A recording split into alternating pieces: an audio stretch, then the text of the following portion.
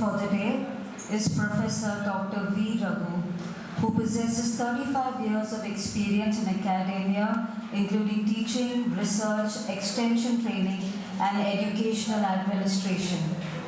He previously served as a professor at the Rajiv Gandhi National Institution of Youth Development under the Government of India.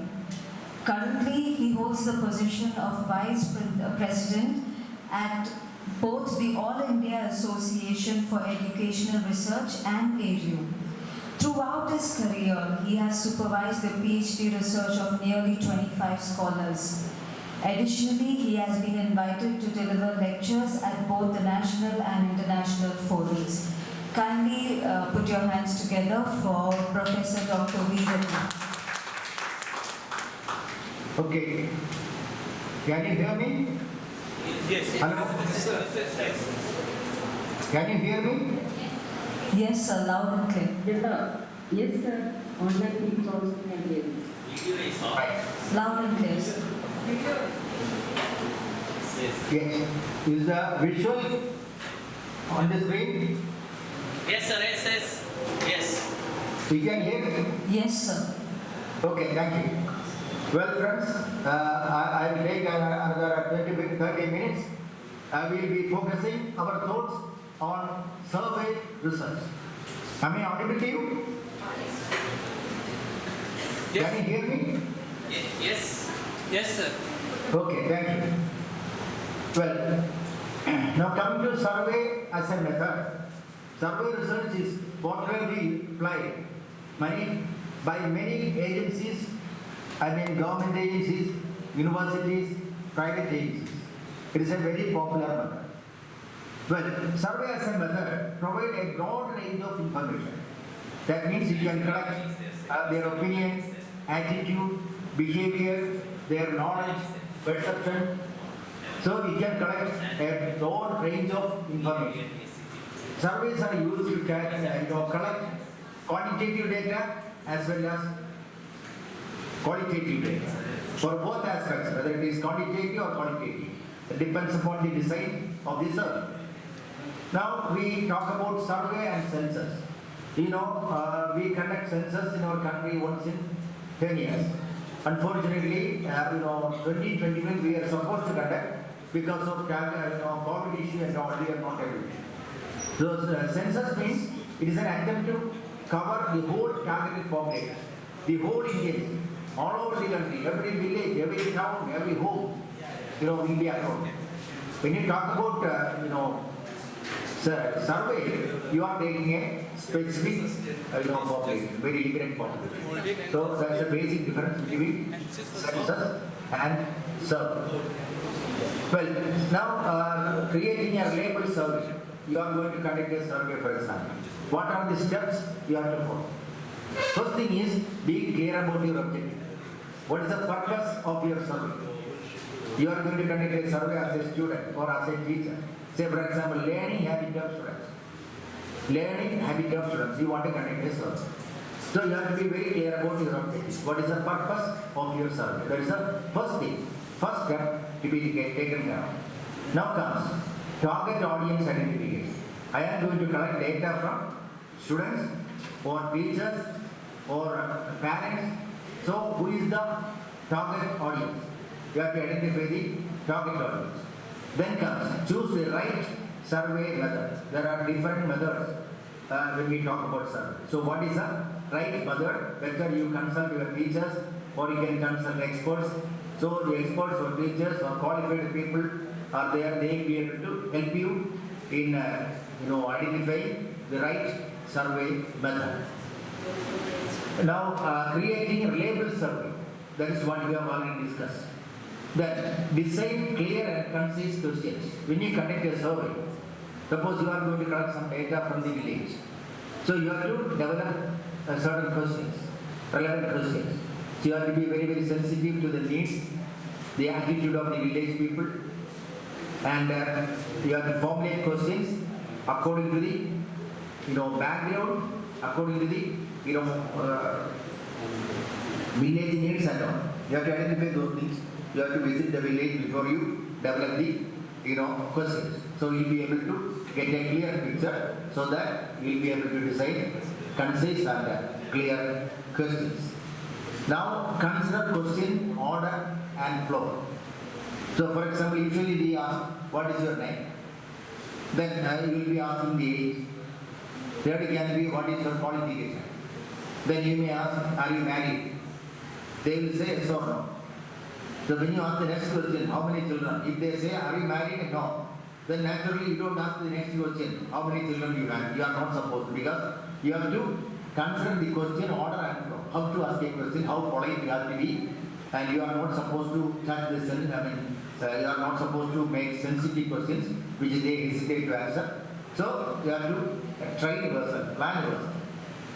Then include a mix of question types. There are different types: multiple choice, rating scale, open-ended questions. Like that, there are different types of questions. Better when you develop a questionnaire or survey, you have to consult your teachers and experts so that they will help you in developing a mix of questions and type of questions, sensitive questions and relevant questions. Then comes, ensure anonymity if needed. In certain cases, you are not supposed to ask their personal details. In certain surveys, we don't ask their personal details. They don't want to say it. They want to hide it. If anonymity is crucial for honest responses, assure respondents and their answers will be kept confidential. Usually, as research scholars or students are doing PhD and all, they will be going to the village, they will be collecting data. Some days the villagers will say, don't give our identity. Then you have to keep the, you have to be very sensitive, you have to ensure the anonymity. That is also a part of, creating reliable stuff. Then, when you develop questions and all, you have identified the target group, you have developed your questionnaire, now you are going to conduct this survey. So before that, you are supposed to conduct a pilot test of this survey. We call it trial survey. You conduct a, you take a small group, maybe some 10 people, or actually your survey, your sample will be 100 or 200. As a part of pilot test, you will be taking some 20 people or 25 people, you conduct a pilot test to know how it is happening, to know the practicability, how it is to be done, and what are the problems you face. So the pilot test or trial will help you to conduct the real survey in a meaningful and systematic fashion. Then they administer the survey. So after conducting a pilot test, you get some data, you know what are the problems you face, what about the response of the audience, what are the difficulties you face. Sometimes you will be modifying your questionnaire, and then finally you finalize your tool and you conduct the real survey, ensuring consistency, and you have to try and you have to maintain the reliability of the survey. After collecting data, what is the next thing you have to do? You have to analyze the data. We call it data analysis. So you collect data, you have to recheck the data, you have to cross-check the data, and you have to counter-check the data. We usually call it editing. You collect data and you have to edit data. You have to check whether it is right or not. If it is wrong, you will reject it. Reliability, the consistency, all those things are important. So once data collection is complete, analyze the responses using appropriate statistical techniques. You will be using, sometimes you will be identifying percentage or average. There are different, statistical techniques to be adopted, and you have to ensure analysis are in tune with the objectives of the study. Whenever you plan a survey, you will have certain objectives. So when you analyze the data, you have to do justice to your objectives. That should be in touch with the objectives of your survey. Then interpretation and reporting. So after analysis, you will be interpreting the data, and finally you write the report. So how do you interpret the data? That the skill of interpretation, for which you need consultation, you need exposure, you need experience. The right type of interpretation is something very basic when you prepare your report, or the report will be totally useless. So how do you interpret the data? So the statistical method you have adopted, whether you consult an expert or a teacher or a qualified person, so that you will get a clear picture whether your interpretation is right or not. Well, then what happens? Feedback. Gather feedback from stakeholders and survey participants to improve your future survey.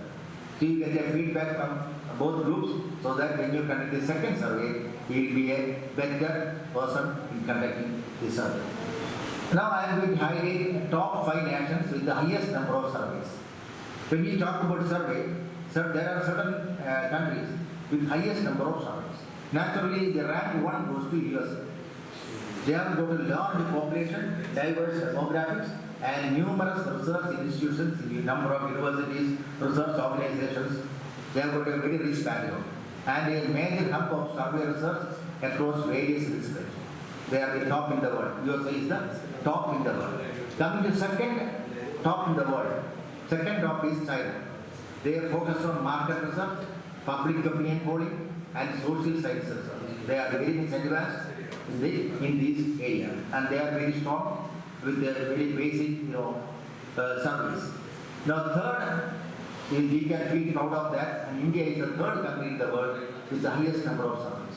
We are the third in the rank. So our focus is market research, public health, and social sciences. We have got a number of studies. There are many agencies. I will be coming to that in due course of time.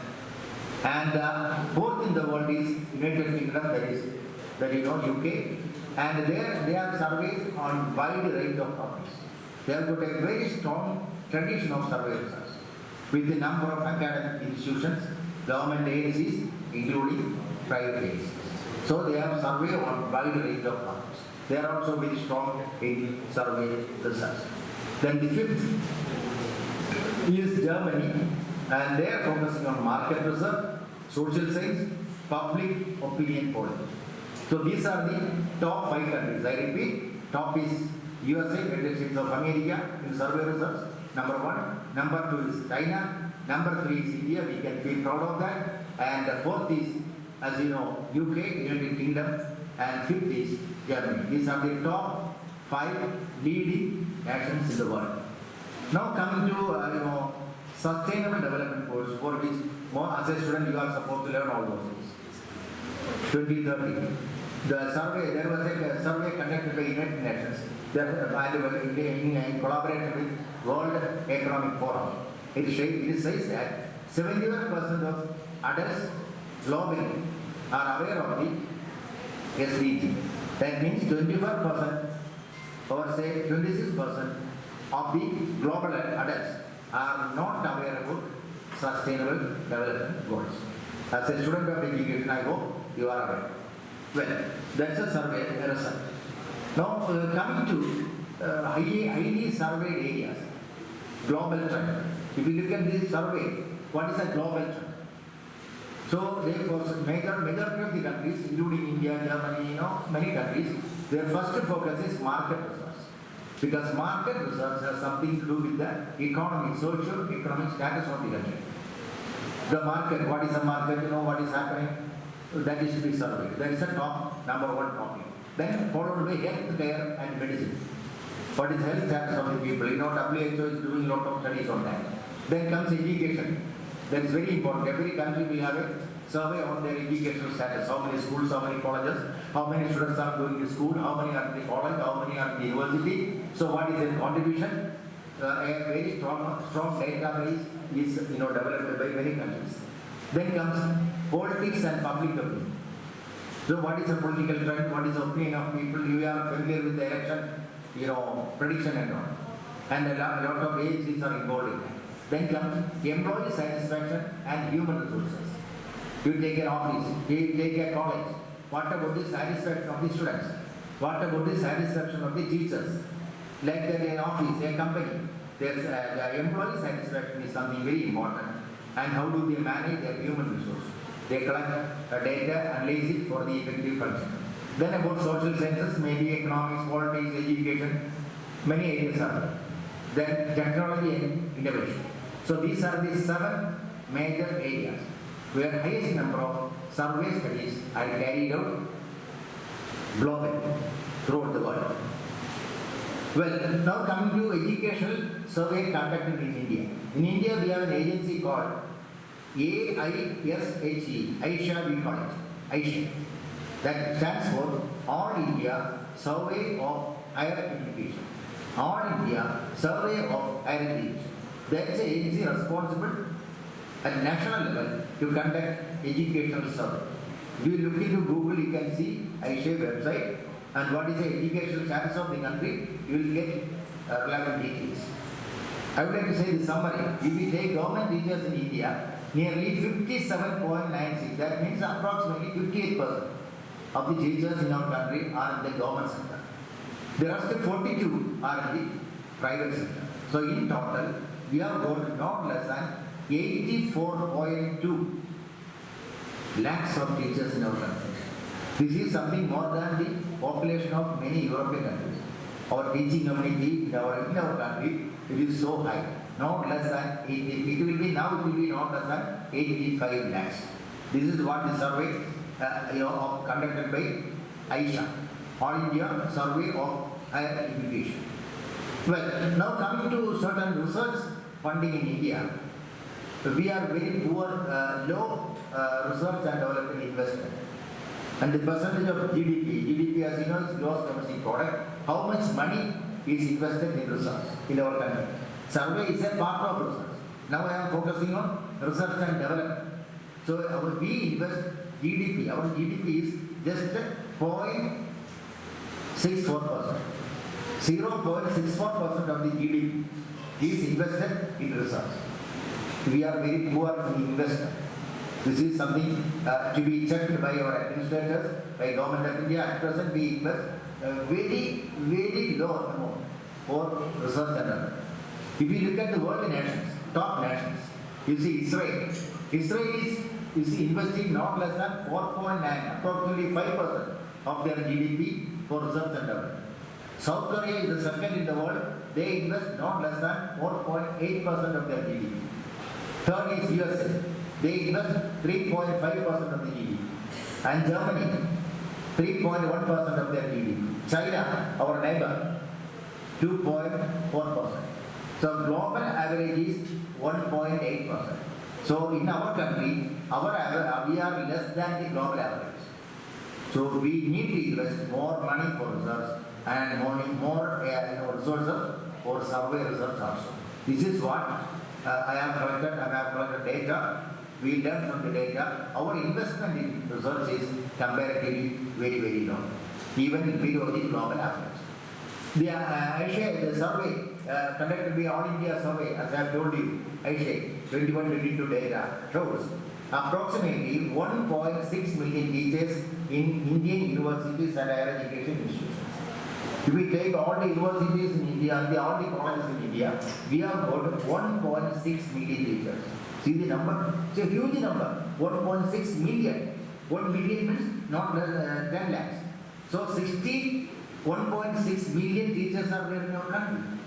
And if they conduct one study, maybe a survey, we will be able to produce 1.6 million survey results in our country. If they are doing some, all the teachers are doing some survey research, every year we will be able to produce 1.6 million research studies. And 1.6 million teachers in the 2 research papers. If they produce 2 survey results, we will be able to produce 3.2 million research papers from India. But it is not happening.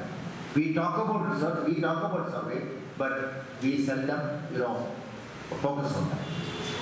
This status is to be improved. And we have got an agency called NSSO. It was established in the year 1950, soon after independence, called National Sample Survey Organization, NSSO. Now it is known as National Sample Survey Office. They are under the Ministry of Statistics and Program Implementation, Government of India.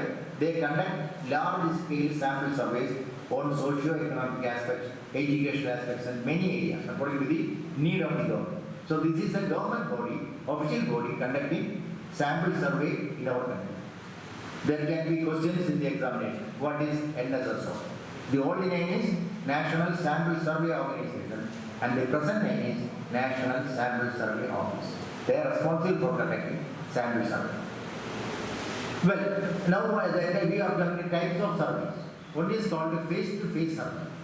You are talking to a person, you directly sit with the person, have a cup of tea, and you raise questions, the fellow will be answering. We call it face-to-face survey. You can go in depth you can go ask in-depth questions, useful for complex surveys or when specific demographics need to be gathered. So better, suppose you want to collect data from teachers, primary teachers. What is happening in primary teachers? So you go to the teacher, you sit with the teacher, you talk to him. At least you will take 10 to 15 minutes to talk to one person. But so face-to-face survey means it is time consuming. We need to have systematic plan. That is one type of survey. Then we move to the next area, that is mail survey. Usually now we have got email and all. But say some 20 years back, there was nothing called email, nothing called these facilities, they are not available. So what they do, they prepare a questionnaire, they put it in a cover, write the address, and another cover inside the cover, we call it reply cover. The fellow will have to send a reply. So a reply paid cover is also included in the envelope. That is, mail surveys can reach populations without internet or phone access. So the response is comparatively very low. If you send 100 questions by post, you will get around, response will be around 30 to 20, maximum 30. So lot of wastage is there, expenses are very high, and it is time consuming. But once upon a time in our country, we did survey through postal, say we call it mail survey. Well, the next area is online survey. Now we have got a lot of machines, you have got laptop, desktop and all. You can collect information, you can send email, you can get to the website, you can use social media platforms. So online surveys are post-technical. That's the plus point of online survey. It is scalable, it can reach wide range of audience quickly and can include various type of persons. So online surveys are comparatively less expensive, that means cost effective. Nowadays many surveys are conducted online. You can also do a part of your research through online if you wish. Then the other area is hybrid surveys. The word itself shows the meaning. Hybrid surveys combine two or more modes of data collection. Say for example, survey may begin with an online questionnaire, followed with a telephonic interview. So you collect information online. To check the reliability, you call the person by mobile or phone and you confirm the details. So that is called hybrid survey. Then we move to kiosk survey. Say for example, you went to an airport. You visited Kochi airport or Goa airport. What are the facilities available? There can be a kiosk, you can see in the picture. So an open, survey, offline survey. So a machine will be there, a desk will be there, and you can go there, you can enter your observation, your opinion. Kiosk equipped with a touch screen and a computer that can be programmed to run surveys. So most of the airport, major railway stations, major markets, they use kiosk. So after doing your shopping, whatever problems you felt, you can enter so that they will be able to make desirable changes in the organization. That is called kiosk survey. So these are some of the popular methods applied in survey. Now coming to a survey in NEP 2020, survey results to study National Education Policy 2020 in variety of things. According to NEP, as you know, they are conducting a number of surveys. They have already done. They are in the process now. That is another area where surveys are to be conducted. So survey results in NEP to understand awareness, perceptions, impact as well as to identify challenges to implementation. So we are talking about 5 plus 3 plus 3 plus 4 pattern in the schooling. How many states in India are implemented? So we have to conduct a survey. We have got 28 states and let's say 8 union territories. How many of them are done it? You conduct a survey, you can have an online survey. So you are able to collect information and we are able to collect relevant information. You know, if you look at the qualitative analysis about the NEP 2020, a qualitative analysis was recently done and just presenting data of the survey related to NEP 2020. It shows 35.1% of higher education institute students have no knowledge about NEP. The students in colleges and universities, their awareness about NEP 2020 is only about 35.7%. And 32.6% or 4 6% have high knowledge. So 32 0.5 approximately, they have got high knowledge about NEP 22. Then 29% have average knowledge and 2.59% very low and very high knowledge. This is what the survey shows.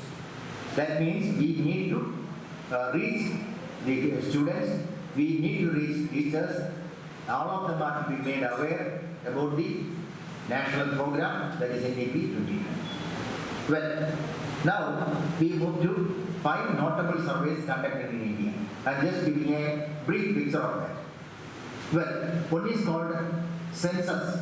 Every 10 years has been a correct census survey. We are reaching every individual, every home.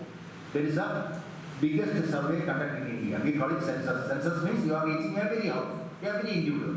Their literacy rate, their job, their qualification, all those things are collected. It happens once in 10 years. Then comes the next notable survey in India called a National Family Health Survey, which is called as in brief NFHS. A large-scale survey conducted by the Ministry of Health. So that how many families, what is the family trend, what is their socio-economic status, that will help us in national planning, and your government will be able to design specific programs. So this is another survey conducted in India by the Health Ministry. Then comes information on what that family survey, information on population, health, nutrition indicators. Latest National Family Health Survey 5 was conducted between 2019 and 21. That is the 5th survey in India, which happened very recently, covering various aspects such as fertility rate, maternal and child health, nutrition, sanitation, etc. So this is something very important to identify the needs of the health needs of the people, so that government will be able to design appropriate programs to take care of the health of the people. As you know, health is wealth. So health surveys are very, very important in developing the economy of the country. Well, next, is consumer pyramids household survey. We call it CPHS. For example, you are using brush, toothbrush, toothpaste, soap, lot of consumer items we use every day. So many companies are conducting survey on that. Which paste is very popular, which shirt is very popular, which churidar is very popular, which car is very popular. Everything is consumer items. Soap, we have got a variety of soap, toothpaste, lot of items are there in the market. And you purchase everything once in 2 months, once in a month. So they are called consumer items. They prepare a consumer pyramid based on household survey. This is conducted by Center Monitoring Indian Economy. It is called a CMI, that is a abbreviation. So it is consumer pyramid household survey. So most of the private companies, they are conducting survey so that they will be able to develop their own marketing system. Then, so there is a survey I have already discussed. So CPHS is one of the largest Excuse me, household sir. survey. Sir, another 5 minutes more, okay, sir? Okay. Thank you, sir. Comes the last item of the program. Yes. Now, major highlights of survey results. And come to the last part. Ability to effectively collect data from a large and diverse population. We will be able to collect insights, attitudes, behavior, opinion, and they must be cost effective. So survey is a cost effective tool in collecting detailed information. So in India, a major survey research agencies, Nielsen India, they are doing market research. Kanda, IMRD, they are also doing market research. Hypothesis India, market research. Market Excel Data Matrix, market research. So most of these agencies are doing research in private sector, especially market research, which has something to do with the economic development of the country and the business of the country. And these are some of the leading research institutes in India. I have told you some of them. So the NSSO is one of them. Ministry of Health is doing. In addition to that, these are the leading academic organizations in India conducting top research in India, like Indian Institute of Science Bangalore, IIT Chennai, IIT Delhi, IIT Mumbai, IIT Kharagpur, IIT Kanpur, Roorkee, All India Institute of Medical Sciences Delhi, IIT Guwahati, and Calcutta Institute of Fundamental Research. These are the major agencies conducting top level research in India. With these brief words, I will conclude my presentation within the time. Well, thank you very much for your patient listen. Thank you.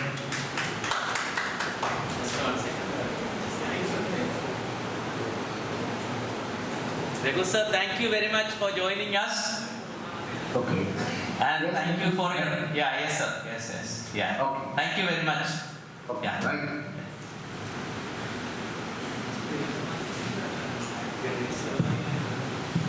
Thank you, sir, for your very informative and knowledgeable presentation. Our next speaker for the day is Mr. Ganesh Chandra Naik, an associate professor at GBM's Dr. Dada Vaidya College of Education. With 30 years of teaching experience, Mr. Naik has also presented lectures at numerous national and international conferences and seminars. He is a former member of the Board of Studies at Goa University and is an expert in the Indian knowledge system. Please join me in welcoming Mr. Ganesh Chandra Naik with a big round of applause.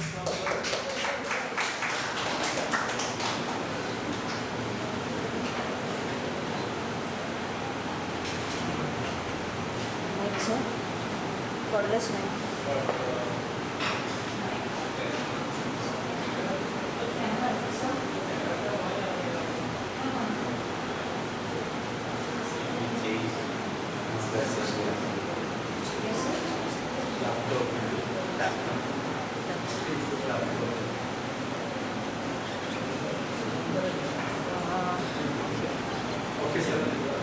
Just turn that towards the right. It is fine.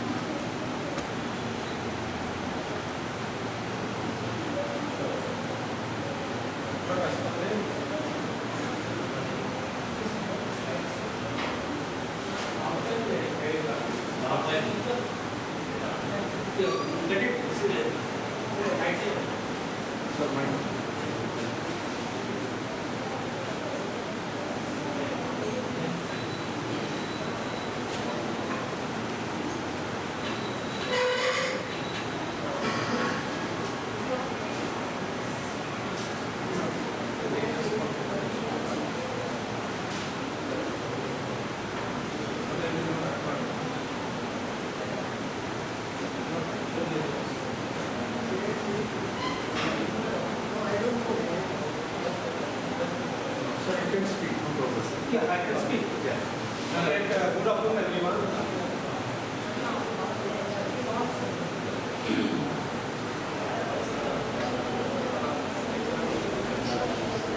Actually,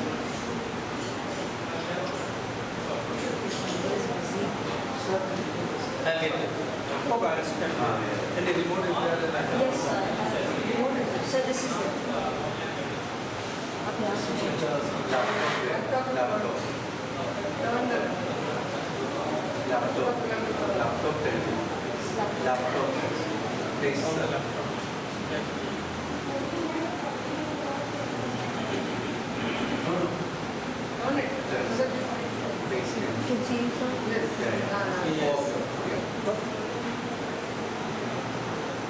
Okay, now I'm audible. Fine.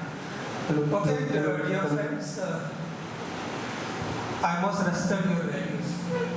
What is that? I should finish on time so then we can go for lunch. Okay? Son. No. This is No, if you want to use that, you can go You there. can, sir. I can go there You also. can use this. This And, one. you can change your slide view. Next.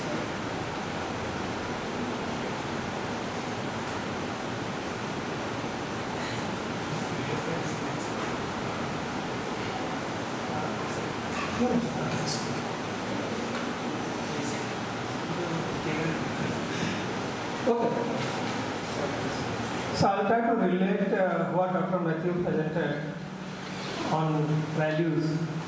And I was speaking about a different kind of value, that is respecting your motherland, respecting your culture, respecting your traditions. And also another value what Dr. Nina presented, respecting your indigenous knowledge system. All the things comes under IKS. So my topic today is why IKS in our education system. Government of India has come out in a big way to introduce IKS in education system in India. So this is my topic. So this is NEP 2020 to read. A lot of emphasis has been given to IKS, and it speaks about IKS as a subject from pre-primary to university level in all different stages and in all different subjects as far as possible. So this kind of integration that speaks now that let IKS be there in all different subjects in one way, or as a separate subject it could be taught, or through co-curricular activities. So Government of India wants that in this kind of modes, Indian knowledge system has to be taught to all the children from pre-primary to university level. So why IKS and what kind of references are there in NEP 2020? And what is IKS? What is IKS? I will not try to give any definition of it because it's too difficult to define it. So what I will do now, I'll just give a reference from NEP 2020, you will get an idea what it is all about. So instead of me telling the meaning of IKS, you will get it automatically once you read what they speak about. India has a rich heritage of ancient and eternal knowledge and thought. Everyone will know that India has a long tradition of Indian civilizations. Many of the civilizations have died, but our civilization still survives. And our ancient universities like Takshashila, Nalanda, a lot of them are there. You see, Vikramashila, Vallavi, they set high standard of multidisciplinary education and they took students from all different parts of the world. So that kind of education system once we had in our country. And our education system, through those universities, they produce highest level of scholarship. There are few people who are excellent in different fields, like Charaka, Sushruta, Aryabhatta, Baramira, Bhaskaracharya, Brahmagupta, Chanakya, Chakravarti Datta, Madhava, Panini, Patanjali, Nagarjuna, Gautama, Pingala, Sankaradeva, Maitreya, Garge, Tiruvallabha. Lot many scholars are there. I just cannot mention everyone's name. And their contribution in different subjects is immense. Okay. So they made all seminal contribution in the world of knowledge in diverse fields such as mathematics, astronomy, metallurgy, medical sciences, surgery, civil engineering, architecture, shipbuilding, navigation, yoga, fine arts, chess, and many, many more. And Indian culture and philosophy also. Okay, it has profound influence all over the world. So these legacies, okay, these legacies to the world heritage must not only be nurtured and preserved for posterity, but also be researched, enhanced, and put to new users to our education system. This is what NEP 2020 speaks about. Our rich cultural heritage must be preserved, promoted, and taught in a very systematic way. This is what NEP 2020 speaks about Indian knowledge system. So what are the things, whatever I spoke about, okay, this all the meaning of what is called Indian knowledge system. However, very specifically it speaks about ज्ञान, विज्ञान, जीवन दर्शन. ये हमारा Indian knowledge system में आता है. भारतीय ज्ञान, भारतीय विज्ञान, और भारत का जीवन दर्शन. Also, this has to be derived from our Indic scriptures. All ancient scriptures are there. They give all kind of things, and this will be used in solving all kind of modern problem as far as possible. They don't claim that if you use this system, all the problem will be solved. Not right. It gives a different perspective. That's all. And also now, Dr. Nina spoke about traditional knowledge. This is also part of IKS. Don't get confused that traditional knowledge system is not part of IKS. It is.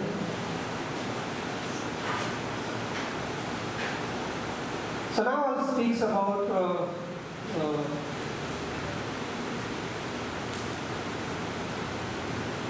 this is covered.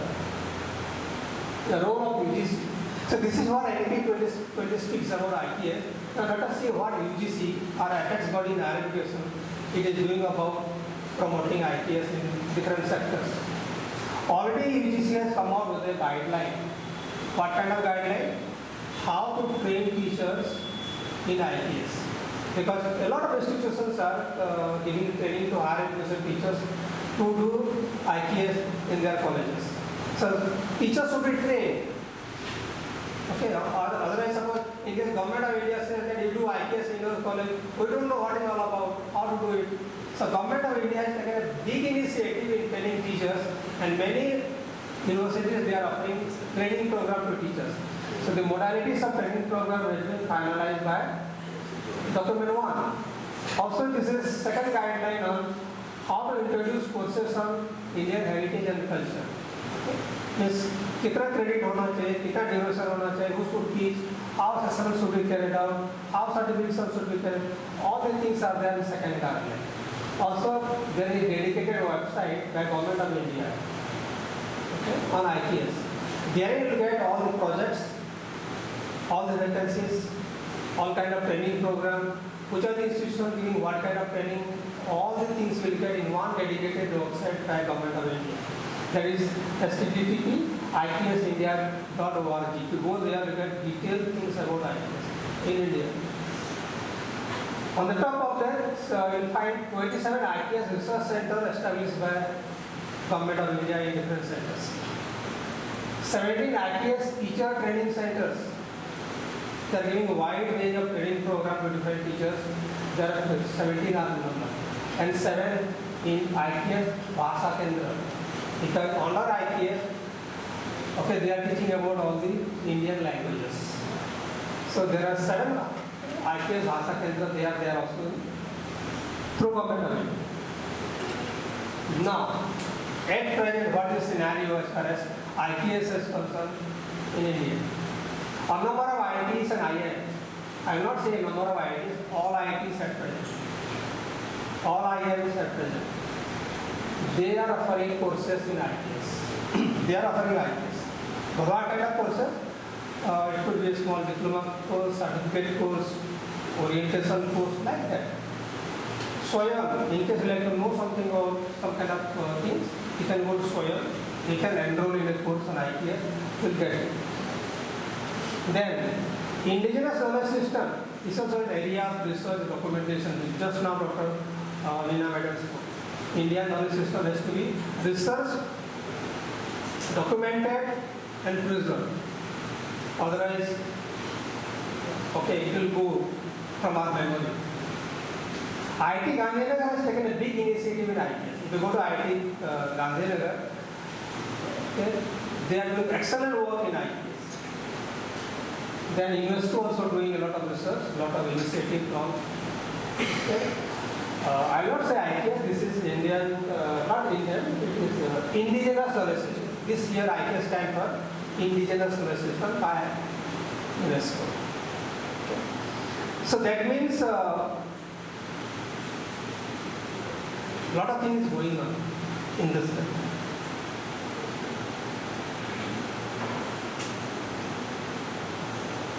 Then this is Center of Excellence. So, one is Apex Professional University, Chanakya University and IIT Kharagpur.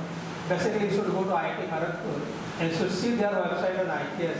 A lot of work, a lot of training, a lot of publications they are coming out in ITS. So they are the Center of Excellence conferred by UGC to these universities in the area ITS. So those who want to do more about ITS, you should approach this kind of institutions and you can enhance your understanding. So at present, what we are doing, okay? I spoke about what Government of India is doing, what is going on elsewhere. Let us see in a small way what in the state of Goa and our college we are doing in ITS. Already we have introduced ITS in our new teacher education program, integrated 4-year teacher education program. ITS, it is part of the syllabus. Our institutions here, we have started yoga and we have started Vaidya, also part of IPS in our BA as an add-on course. And our students recently they did an exhibition on Indian knowledge system by history students. Staff seminar also has been conducted in the topic IPS. And now we are going to introduce a master degree program in IPS in our BA college. Okay, so should be knowing good thing that we have taken some initiative that we are going to start a new course for master degree in IPS in this college. So to conclude, I'll say that Indian knowledge system will contribute in reviving Indian culture, tradition and philosophy and overall knowledge system. This will be used to tackle some modern day problem in best possible way. Okay? In the long run, this will set the idea of India, love for the country and the culture and tradition. And we are happy that we are contributing a small way in that endeavor. Thank you very much.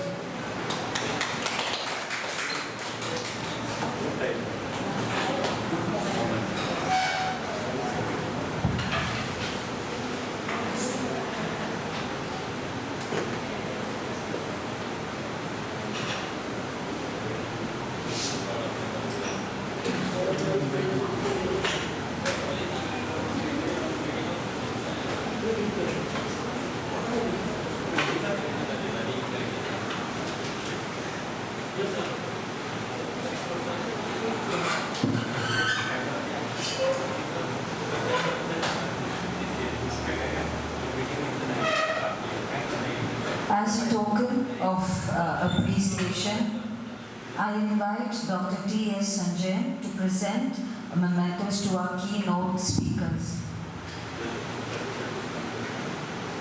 I request Sir Sanjay